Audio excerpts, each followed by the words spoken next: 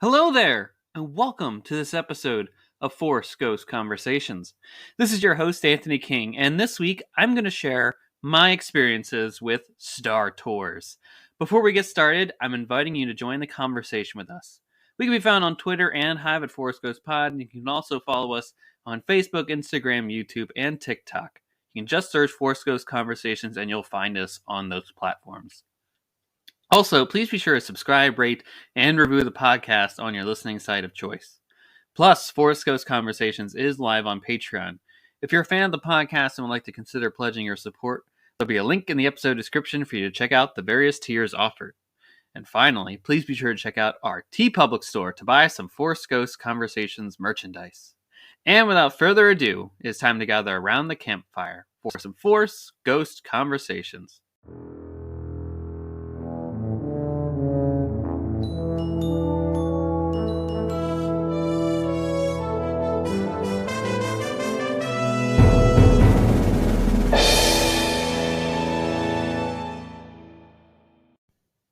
Hey, welcome back to Force Ghost Conversations, everybody. As I teased in last week's episode, of course, the conclusion of our Galaxy's Edge series for the time being, we're going to talk a little bit about Star Tours this week. And particularly, we're going to talk my experiences. And then at the end, I think I'm going to do a live reaction to the original Star Tours ride, because they did a POV movie of the original ride at Star Wars Celebration Anaheim in 2022 in celebration of the 35 years anniversary of Star Tours. And let's just start at the beginning here, because the first time that I went on Star Tours, it was 2007. Let's go with that. The ride had been at both Disneyland and Disney World since, I believe, 1987, at least Disneyland in 1987. That's really what they were celebrating the 35 years for. So we're talking the 20th anniversary that I was able to go on the ride myself. The ride was a wonderful combination of work done by both ILM and Disney Imagineers to capture the magic of what it feels like to be a part of these climactic moments in the film franchise that we love, that galaxy far, far away. I believe the story goes that Bob Eisner was basically asking his his son, at the time, I believe he was 14 or something like that, right? The ripe age to be a fan of the galaxy far, far away. What ride that they should incorporate into Disneyland next? And of course, he said, let's look at Star Wars, because he was a fan of that and thought that it would be a great avenue by which to explore for future storytelling. George Lucas, of course, was open to the idea. He was at Disneyland on the second day of opening and was a big fan of both the Disney company and the work that they were doing at Disneyland and Disney World, of course, in order to create these family-friendly experiences that they were cultivating. So it was basically a perfect marriage, if you will, between these two companies, and the results are a fantastic motion sensor, if you will. It's a great mix of like the movie plays on screen that ILM really did a great job of cultivating, mixing the film with the motion that the Imagineers put together, right? It's a very motion-based ride. I think it's like 3 or 4 minutes or something like that. And especially in its original state, it looks like it's 4 minutes long in its original state. And they had tested it to the point where they could find out how much motion that a person could take before they start feeling ill. And they basically got Star Tours all the way up to the point of that, where generally most people would start feeling ill if they were on the ride for a few seconds longer. Now, I know Star Tours is not the most favored ride for some people because of that, because of the herky-jerkiness of it all, because it is 3D. I believe, I don't know if the original version was in 3D, but I know for a fact that from 2007 onwards, at least, it was a 3D version. So, you're wearing the glasses, you're strapped in. It's not the most comfy seat, if you will. All that great stuff goes into it, and I can understand to some people if they're like, "Man, this is too much of jerking around." That I just don't want to, subject myself to, or if you're prone to motion sickness and all that stuff, totally understandable. But yeah, Star Tours. So 1987 it goes up, and the rest is history. Star Wars fans come out from all across the globe to see it, and it's still one of the most popular attractions in the parks that we're at today. I know there's Disneyland Paris has one. I think Tokyo Disneyland has one. I can't guarantee whether Hong Kong or Shanghai have one, but I know at least those other parks certainly do. And honestly, it's one of my favorite rides. This is a must do for me anytime I'm at those parks. I must be on Star Tours. The thing that I like about Star Tours the most, and it's kind of where it counteracts to what we talked about with Galaxy's Edge, where Galaxy's Edge exists in a time and place, or at least right now. It exists between episodes 8 and 9. Canon wise, you may see other characters pop up in there, but Batuu is a place, and the rides take place within a specific point in time. But Star Tours, it is the flexibility to be outside of canon. Certainly, you're going to experience things that you see, and you get that feeling of being a part of this galaxy far, far away. But they can mix and match things. Now, I know the original Star Tours ride had certain things that they wanted to hit on, right? The trench run, all that type of stuff. Fighting on the Death Star. Great stuff. But with I believe the 2005 update, where they incorporated more 3D elements and stuff from the prequels, that opened up a catalog of, all right, now you rode it this time, now you go to like 3 different planets or something like that, 3 different experiences, and you run to a villain. Someone gets to be the rebel, the rebel spy, right? Fun interactive ways to keep the audience engaged. But it also creates that repeat value where if you ride it a second time, you probably are going to get another different combination of planets. If you ride it a third time, you're going to get another different iteration of experiences and planets. And they've only continued to do that with subsequent updates, right? They did it with the sequel trilogy, and they're currently doing that now, where in 2024, they're going to be adding some more areas from this recent aspects of storytelling that we've seen since 2019, including the sequel trilogy, some of these shows that have been on streaming platforms, which I think is awesome. If you're looking for the antithesis for Galaxy's Edge, it is certainly Star Tours, a place that exists outside of canon where you can have these fun experiences, multiple experiences, and generally a great time at the same time while doing that. And it allows both to exist in their own right. I hope Star Tours exists forever. And from there, I want to go talk to my original story with Star Tours. 2007, right? A younger me was going on his first trip, at least the first trip I can remember. Let's be clear. I was a 3-year-old kid that my parents took me to Disney World, and I don't remember a thing of it.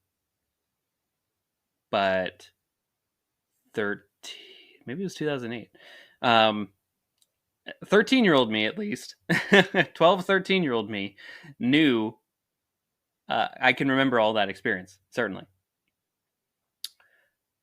I didn't know that there was basically a ride for Star Tours. I was unaware of it at that time. I was not a fan of theme parks.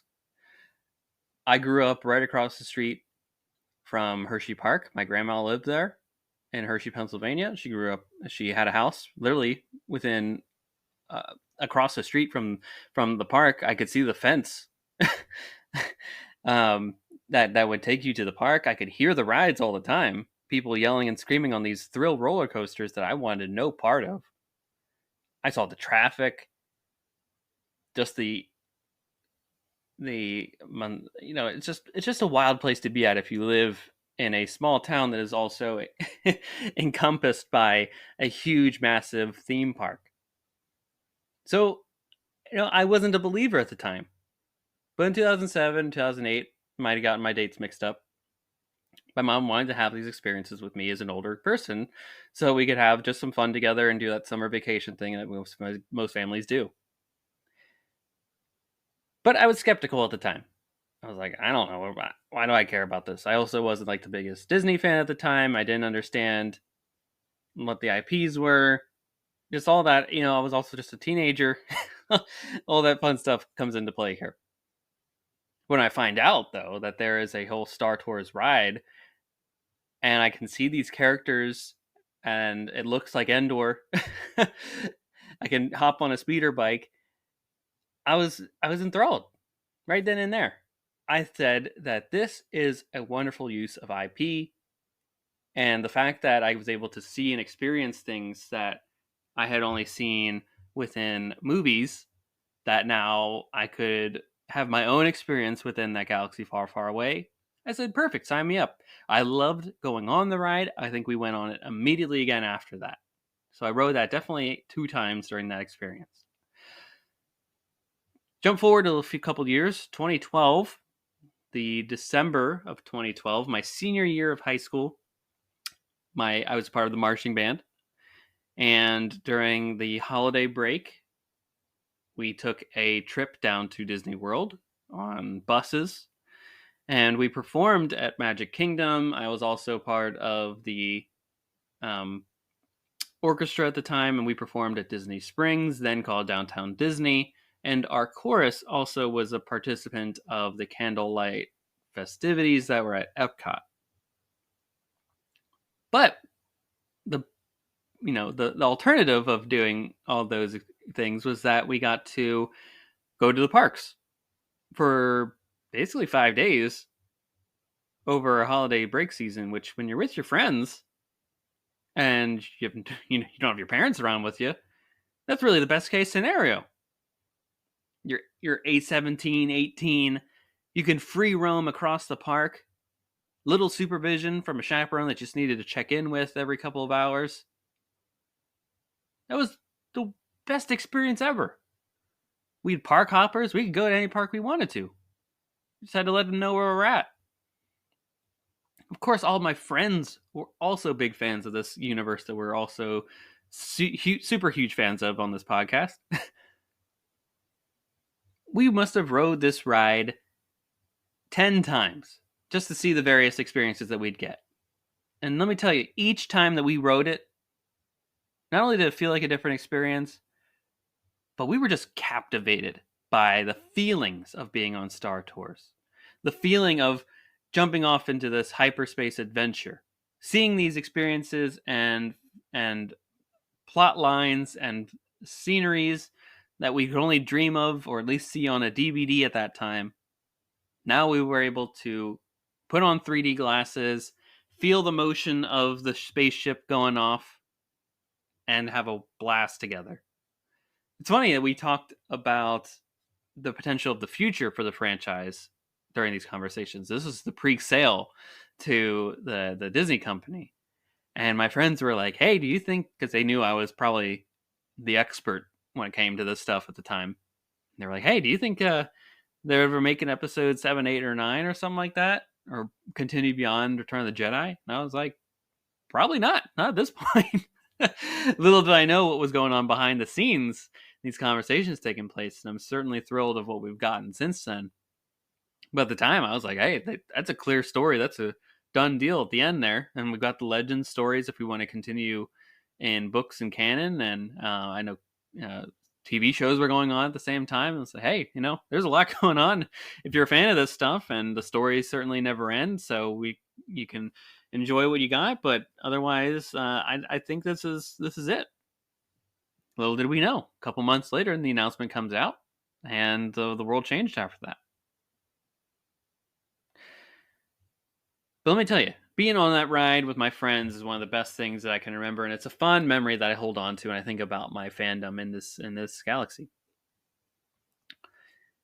Then, in 2022, with Mrs. Force Ghost Conversations at Disneyland prior to Star Wars Celebration, we rode Star Tours together. First time at Disneyland too.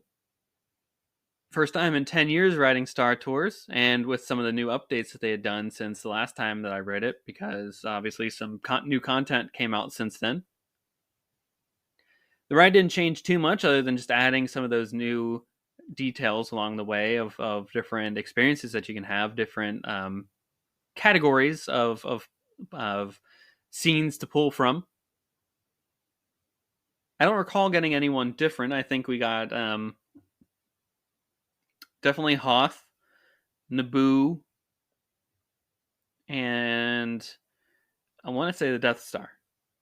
So I think that's what we got. But again, it's so cool that you can do literally three different different movies that you're pulling from there of experiences, and it's only going to keep going further and further into the future as the stories adapt, they grow, they change. All that fun stuff is going into this ride. So that's where Star Tours is at now, and those are my experiences here. Like I said, it is a must do anytime that I am in one of these parks.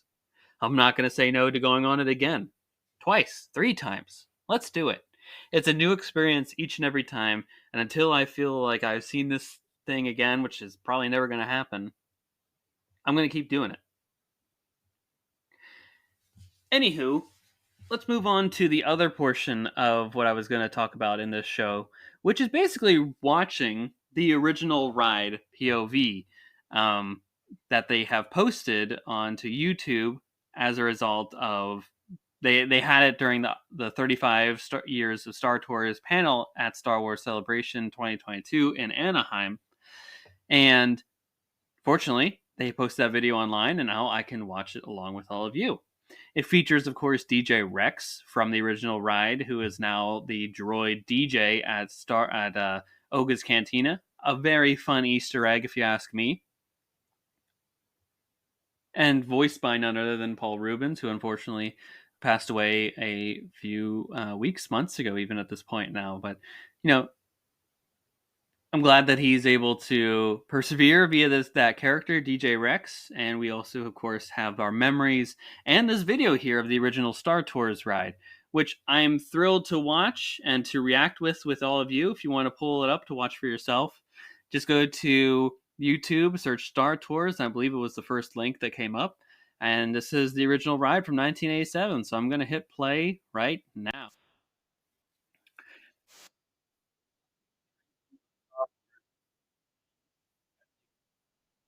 Ooh. Oh yeah, pre-launch sequences away. I love hearing Paul Rubens' voice here. It's a lot of fun. Whew. Clear for takeoff. Let's go. Oh, yeah. Okay. Going up to the. Oh, they went to the wrong way. Of course, brakes aren't. Man, I can just imagine those people that are inside the they're inside the ride, feeling all the G forces of moving up and down inside the hydraulics of the ship. Of course, Lightspeed to Endor, R2. Whew, I love that line. I love just saying it all the time when I'm in the car. They did a great job doing the hyperspace sequence too. Ooh, past the Endor moon. Comets. Whew, some turbulence up ahead. They did also an amazing job with this like asteroid sequence with these like huge crystals out in space. These comets. I mean, that's just wild. Can imagine just being in the inside the ship there, inside the ride, evading all these wild things, and you literally go inside one of the crystals. Kudos to the ILM team for putting this movie together. Man, talk about a blending of great work and vision. I know Dennis Muren was working on this project. That's what you say all the time.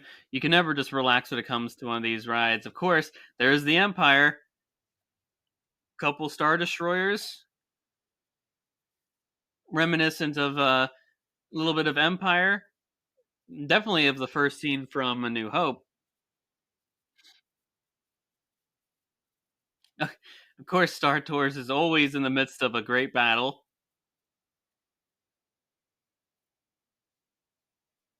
Yikes. Of course, there's a Death Star too. Could you imagine being someone in 1987 riding this for the first time? Not only feeling the like you're in an actual ship inside an actual battle, but you actually get to see the whole Death Star and to be a part of the famous trench run. How could you not think that is like the coolest thing ever? I mean, you're literally with these X-wings. They're going onto basically taking down onto the surface of the Death Star with the of course the fanfare in the background of this John Williams score. It's incredible. This is I mean, let me tell you, folks, this is a ride from 1987, and you know, I'm feeling the adrenaline, the fire, the intensity from just watching a video of it. I'm also like feel like I'm moving my body along with where the person would be generally moving if they're experiencing the ride itself. We're in the trench run right now. I mean, holy cow! This is like the most one of the most iconic images of the film. And I bet you that's Luke right there. Yes, of course. Jump to Lightspeed, get away from the Death Star explosion. Right? You were literally just a part of history there. Galactic history. You did all that, and now you jump to Lightspeed again, and you're gonna have some crash landing here in this new port here. Lightspeed to Endor, everybody. Also, you just barely almost knocked into a fuel um, depot, right? Some coaxium. Poor DJ Rex still getting used to his program. There's 3PO's voice, Anthony Daniels. And what an amazing ride, everybody. That is Star Tours. Amazing. Amazing. If you want to experience that for yourself again, such a great, neat piece of history and a great tie to the original aspect of this ride. And the feeling is still there, of course. All that is still there in what you would ride at if you go to Star Tours right now and you're a part of the fun, the adventure, all of it. That same feeling that I got while watching this is exactly what you get when you ride the ride today. So I implore you all again, go to these parks if you can, if you're able to, and experience them for yourself because you're not going to regret it. Trust me. It's a fun experience and you're going to have great memories for a lifetime. And those are my experiences on Star Tours. And we just shared a new one together of me watching the original Star Tours ride. Have you ridden it before? How many times can you ride it in one day? Let's have all of these fun discussions about Star Tours as we continue our look at all the different things of the galaxy far, far away, aside from the scripted content that we're not able to talk about or promote here during the WGA and SAG-AFTRA strikes. So with that, folks, we'll be back next week with a brand new episode. Of course, if you want to follow the show on social media, we're on Twitter, Instagram, Facebook, YouTube, TikTok, and Hive. Just search Force Ghost Conversations, and we'll be there in some capacity. And we'd love to continue the conversation with you on those platforms. You can also, if you like the show, support us via other means, such as subscribing, rating, and giving the show a review on your podcast listening site of choice. You can also tell your friends about us. Share the show on your social media accounts. That goes a long way in helping us grow our fan base. You can also, if you like, subscribe to our Patreon site, where for various tiers, as little as $1 a month, you can get access to a lot of Force Ghost Conversations goodies. And we have a TeePublic store where if you want to physically wear merchandise with our logos on it out in the wild, you can purchase t-shirts, hoodies, pillows, blankets, iPhone cases, all that fun stuff is available on our TeePublic site, which of course our Patreon and our TeePublic store have links in the episode description of this podcast. And with that, folks, we will be back next week with a brand new episode. May the Force be with you, and take care.